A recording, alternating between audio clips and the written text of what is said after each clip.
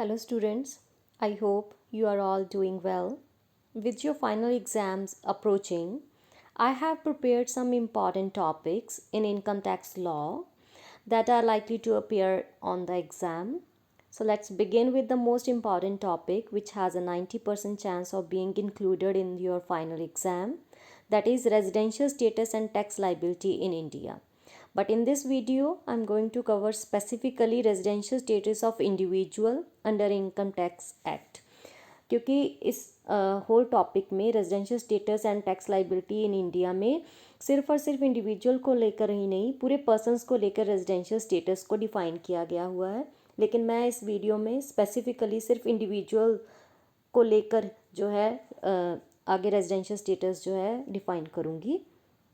सबसे पहले हमारे पास जो इनकम टैक्स एक्ट 1961 है, उसने ये डिटर्मिन किया है कि जो इंडिविजुअल होता है हमारे पास इंडिया में, उसकी टैक्स लाइबिलिटी उसके रेजिडेंशियल स्टेटस के ऊपर बेस्ड होती है। अब जो किसी का रेजिडेंशियल स्टेटस है वो इंडिविजुअल की किसी नेशनैलिटी या फिर सिटीजनशिप के ऊपर बेस्ड नहीं है, वो किसके ऊपर बेस्ड है, उसकी फिजिकल प्रेजेंस इन इंडिया में, स्पेशली ड्यूरिंग प्रीवियस ईयर। अब फिजिकल प्रेजेंस में या नेशनैलिटी या सिटीजनशिप में क्या डिफरेंस है कि अगर कोई पर्सन जो है जिसके पास कैनेडियन सिटीजनशिप है लेकिन वो इंडिया में जो आया हुआ है, वो इंडिया में स्टे कर रहा है, तो उसकी कितने दिन की स्टे है उसके बेस पर उसका रेजिडेंशियल स्टेटस ऑफ इंडिया जो है डिटर्मिन किया जाएगा।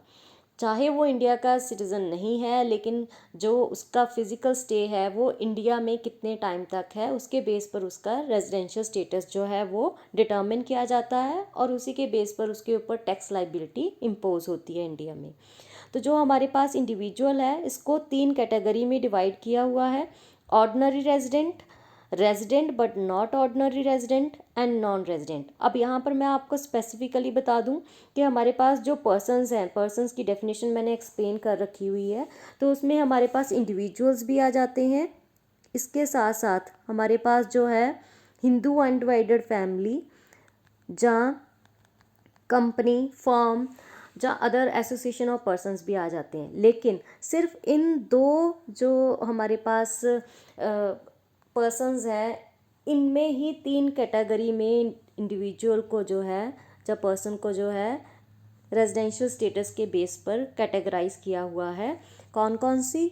Ordinary resident, not ordinary resident and non resident. जो बाकी की हैं हमारे पास पर्सन्स, जैसे कंपनी हो गया, जहाँ हमारी फर्म हो गई, ठीक है, इनको जो है सिर्फ 2 कैटेगरीज में डिवाइड किया हुआ है: not ordinary, non resident and resident. ठीक है, उसमें ऑर्डिनरी रेजिडेंट भी नहीं लेते हैं हम लोग, रेजिडेंट एंड नॉन रेजिडेंट जो है होते हैं। इनको मैं आगे वीडियोस में जो है एक्सप्लेन करूँगी। तो लेट्स स्टार्ट। हमारे पास कि अगर इंडिविजुअल का रेजिडेंशियल स्टेटस ऑर्डिनरी है या नॉट ऑर्डिनरी है या नॉन रेजिडेंट है, वो कैसे पता लगाया जा सकता है? उसके लिए हमारे पास नेक्स्ट है डिटर्मिनिंग रेजिडेंशियल स्टेटस।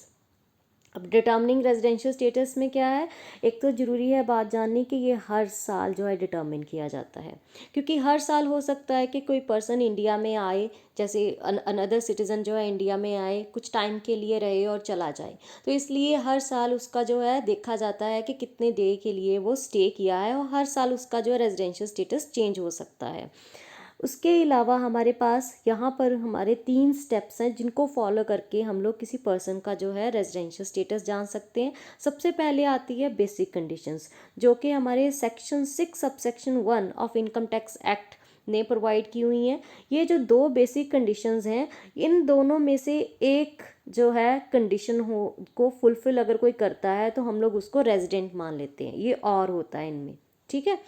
आगे बताऊंगी कौन सी कंडीशंस हैं, बट ये जान लो कि जो बेसिक कंडीशन है वो 2 दी हुई हैं, दोनों में से एक को फुलफिल करेगा पर्सन, एक को इंडिविजुअल फुलफिल करेगा, तो that will become resident of India. आगे उन्होंने जो है एडिशनल 2 और कंडीशंस दे रखी हुई हैं। ये जो है सेक्शन 6 सबसेक्शन 6 जो कि इनकम टैक्स एक्ट के अंडर ही आता है, उसमें दे रखी हुई हैं, और ये दोनों की दोनों फुलफिल करनी जरूरी हैं, दोनों। ओके, ऊपर वाली में और एक कंडीशन फुलफिल करनी है, लेकिन उसके बाद अगर कोई पर्सन रेजिडेंट बन गया, अब उसको ऑर्डिनरी रेजिडेंट का स्टेटस लेना है, तो उसको ये दोनों की दोनों कंडीशंस जो हैं वो फुलफिल करनी होंगी। और इसी के बेस पर हमारा डिसाइड किया जाएगा कि वो ऑर्डिनरी रेजिडेंट है या नॉट ऑर्डिनरी रेजिडेंट है या फिर नॉन रेजिडेंट ऑफ इंडिया है। So let's begin with the conditions, ताकि आपको पता चल जाए। इनको आपको एज इट इज़ याद करना होगा और एज इट इज़ पेपर में लिखना होगा, क्योंकि ये जो है कंपलसरी हैं और जो इसमें कोई भी आप चेंजेस नहीं कर सकते हो, अपनी लैंग्वेज में चेंजेस कर सकते हो। तो जो हमारे पास पहली कंडीशन है, बेसिक कंडीशन, वो है 182 डेज़ रूल की। अब 182 डेज़ रूल क्या है कि अगर कोई पर्सन जो है प्रीवियस ईयर में रेलिवेंट प्रीवियस ईयर में इंडिया में 182 डेज से ज़्यादा रहा है, तो उसको हम लोग रेजिडेंट ऑफ इंडिया मान लेते हैं। अब इसको मैं समझा देती हूँ। जैसे अभी हमारे पास जो प्रीवियस ईयर चल रहा है वो है हमारा 2023-24। अगर कोई कनेडियन सिटीज़न जो है इंडिया में आके, वैसे कनेडियन सिटीजन्स तो नहीं, कि सपोज़ इंडिया का ही कोई सिटीज़न है, वो इंडिया से बाहर भी रह रहा है और इंडिया में भी आ रहा है, तो वो 82 डेज से ज़्यादा इंडिया में रह गया और फिर वो कहीं और चला गया, ठीक है, कहीं और किसी और कंट्री में चला गया, लेकिन 82 डेज जहाँ उससे ज़्यादा इंडिया में उसका स्टे हो गया है, तो वो जो है पर्सन, वो जो इंडिविजुअल है, वो क्या मान लिया जाएगा, रेजिडेंट ऑफ इंडिया। ठीक। अब दूसरी कंडीशन क्या है, दूसरी कंडीशन वो बोल रहा है 60 डेज़ की। अब ये 60 डेज़ क्यों आ गया कि सपोज़ जो पर्सन इंडिया में आया है वो इंडिया में 182 डेज़ तक नहीं रह पाया, लेकिन इंडिया में रहा ज़रूर है, और इंडिया में वो रेलिवेंट प्रीवियस ईयर उसमें 60 दिन या उससे ज़्यादा रहा है। अब ये भी ज़रूरी है, याद रखें 60 दिन ज़रूरी है। 2023-24 में कोई इंडिया में आया, ठीक है, और वो जो है 60 डेज़ और उससे ज़्यादा जो है इंडिया में रहा है, 182 डेज़ नहीं रहा है, 60 डेज़ जहाँ उससे ज़्यादा रहा है, तो फिर उसके पास चांसेस हैं कि वो इंडिया का रेजिडेंट बन सकता है। लेकिन उसके लिए एक और कंडीशन बता रखी हुई है, वो कौन सी है हमारे पास, कि वो जो है उसके साथ साथ पिछले जो हमारे प्रीवियस ईयर से और पिछले 4 सालों में 365 डेज़ जहाँ उससे ज़्यादा रहा हो। अब वो कैसे, अभी मैंने बताया आपको 2023-24 जो है वो क्या है हमारा रेलिवेंट प्रीवियस ईयर, ठीक है, अभी का, ठीक है, हमारा असेसमेंट ईयर चल रहा है 24-25, और अभी का जो है 2023-24 जो है वो क्या है, रेलिवेंट प्रीवियस ईयर। अब रेलिवेंट प्रीवियस ईयर से प्रीसीडिंग 4 ईयर अगर वो इंडिया में 365 डेज से ज़्यादा रहा है। अब कौन से हैं वो, सबसे पहले 22-23, ठीक है, इसके साथ साथ 21-22, देन 20-21, 19-20, ठीक है। अब इनमें जो है सपोज़ किसी में वो 50 दिन रहा है, किसी में वो 70 दिन रहा है, ठीक है, किसी में 100 दिन रहा है, और किसी में सपोज़ पूरा साल ही रहा है 365 डेज़। तो ये टोटल जो है, जब यहाँ पर लगा लो आप 360 डेज़ रहा है, टोटल जो है 365 डेज़ से ज़्यादा वो प्रीवियस 4 ईयर्स में रहा है, और साथ ही साथ plus 60 days relevant previous year अब हमारा 2023-24 इसमें रहा है, तो ये जो है हमारे पास पर्सन रेजिडेंट ऑफ इंडिया बन जाएगा, चाहे वो रेलिवेंट प्रीवियस ईयर में 182 डेज़ से कम रहा है, लेकिन 60 डेज़ जहाँ उससे ज़्यादा, और इसके साथ साथ पिछले 4 सालों में 365 डेज़ से ज़्यादा रहा है। अब 365 डेज़ तो ज़्यादा हो ही रहे हैं ये सारे के सारे, तो इस पर्सन को भी हम लोग जो हैं क्या मानेंगे, रेजिडेंट ऑफ इंडिया।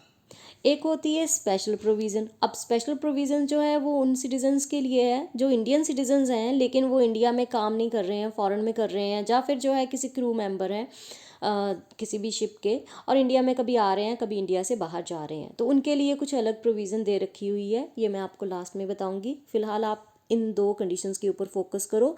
इनमें से एक भी कंडीशन जो है अगर फुलफ़िल हो गई, कोई एक भी, तो वो क्या बन जाएगा, रेजिडेंट ऑफ इंडिया, ठीक है। अब जो है नेक्स्ट क्या है, अगर रेजिडेंट तो बन गया, अब अगर इसको ऑर्डिनरी रेजिडेंट का जो है वो लेना है, स्टेटस लेना है इंडिविजुअल को, तो फिर उसको क्या करना होगा, उसको करना होगा ये ऑर्डिनरी रेजिडेंट स्टेटस लेने के लिए आगे की 2 एडिशनल कंडीशंस को फुलफ़िल करना होगा। अब ये दो एडिशनल कंडीशंस जो हैं मैंने आपको ऑलरेडी बता दिया, इन दोनों को ही फुलफ़िल करना होगा, तभी वो ऑर्डिनरी रेजिडेंट माना जाएगा। अब जो है हमारे पास ये कौन सी जो है कंडीशंस, ये देख लीजिए। एक है कि individual has been resident in India for at least 2 out of 10 previous years preceding the relevant year. मतलब कि जो हमारे पास 2023-24 है, इसके पिछले 10 साल वो इंडिया में एटलीस्ट 2 बार जो है वो इंडिया का क्या हुआ होना चाहिए, रेजिडेंट। अब सपोज़ कर लो 2022-23 या 2021-22, ठीक है, 2020-21, इनमें सपोज़ एक में तो वो 182 डेज से रहा है, एक में जो है वो आप लगा लो 360 डेज़ रहा है, ठीक है, एक में वो 70 डेज़ रहा है। तो अगर मैं 182 डेज़ की बेसिक कंडीशन को लेके चलूँ तो यहाँ पर वो फुलफ़िल कर रहा है 182 डेज़ की, और यहाँ पर वो फुलफ़िल कर रहा है 182 डेज़ से ज़्यादा ही रहा है। तो बन तो गया वो इंडिया का 2 बार रेजिडेंट, राइट। लेकिन इसके साथ साथ उसने ये भी बोल दिया कि their stay in India has been for 730 days or more during the 7 preceding relevant year। कि अकेला सिर्फ ये नहीं देखना कि वो 2 बार रेजिडेंट बन गया, वो तो 182 डेज़ करके 2 बार बन ही जाएगा आराम से, लेकिन उसके साथ साथ उसका स्टे जो है 730 डेज़ से ज़्यादा होना चाहिए पिछले 7 रेलिवेंट प्रीवियस ईयर में, प्रीसीडिंग ईयर्स में। मतलब कि 2023-24 अगर लिया है तो हमारे पास 2022-23, 21-22, 20-21, 19-20 और 18-19 और 17-18, 1 2 3 4 5 6 16-17, 7, इन 7 सालों में वो जो है 2 साल रेजिडेंट बनने के साथ साथ 365 डेज़ भी रहा होना चाहिए। अब मैंने पिछली एग्जांपल में आपको बताया कि एक साल में वो 370 डेज़ रहा है, एक साल में 182 डेज़ रहा है, एक साल में 360 डेज़ रहा है, लेकिन फिर भी ये 730 डेज़ पूरे नहीं हुए उसके। तो इट मीन्स कि पिछले और साल में जो है हमने चेक करना कितने दिन और रहा है। सपोज 70 रहा है, 182 डेज़ रहा है, 90 डेज़ रहा है, ठीक है। एंड इसके साथ साथ जो है इसमें आप ले लो कि आया ही नहीं वो, ठीक है, इसमें आप ले लो कि 365 डेज़ पूरा रहा है। अब इन सब का टोटल जो है वो कितना होना चाहिए, 730 डेज़ से ज़्यादा, तभी जाके नो डाउट वो यहाँ पर भी रेजिडेंट बन गया, 360 डेज़ रहा है, यहाँ पर भी बना है, यहाँ पर भी 182 डेज़ बना है, 365 डेज़ यहाँ पर भी बना हुआ है, ठीक है। लेकिन इन सब का टोटल जो है वो 730 डेज़ से अगर ज़्यादा होगा तभी जो है वो इंडिविजुअल जो है ऑर्डिनरी रेजिडेंट माना जाएगा। तो सिंपल सी बात है, बेसिक कंडीशन में से कोई एक कंडीशन फुलफ़िल करनी है, लेकिन जो ऑर्डिनरी कंडीशन है जिसमें 2 साल आउट ऑफ 10 ईयर जो है वो इंडिया का रेजिडेंट रहा हो, और इसके साथ साथ उसका स्टे जो है पिछले प्रीसीडिंग 7 ईयर्स जो हैं उसमें 730 डेज़ से ज़्यादा रहा हो, तो फिर जो है पर्सन क्या बन जाएगा, ऑर्डिनरी रेजिडेंट ऑफ इंडिया।